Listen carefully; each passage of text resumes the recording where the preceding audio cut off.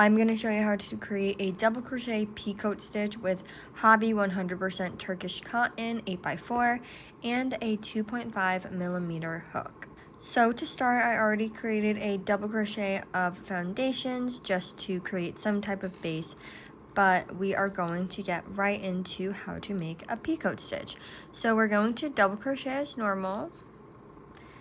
And once we finish our double crochet, just like this, you're going to chain 3. So 1, 2, and 3 chains. Now you can see right here, these 2 bars is the top stitch of the double crochet. So we are going to go into those 2 bars, just like this, 1, 2, pull our yarn forward and slip stitch to create a picot. And the slip stitch might be a little bit tight, it's okay. There we go, we got to pull through.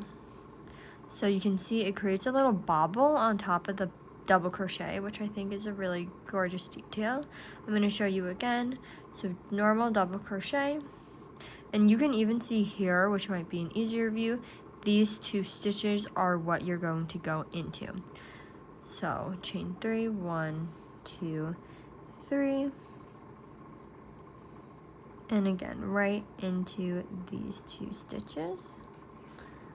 Bring the yarn forward and slip stitch there.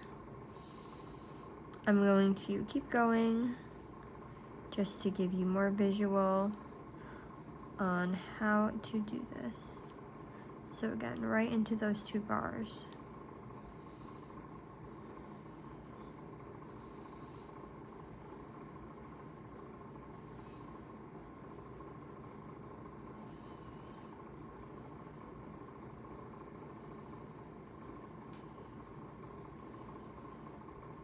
And once you're done, this is what the double crochet picot stitches will look like.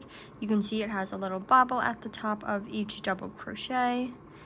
I think it is a very cute and dainty detail that you can add to the finish of a project.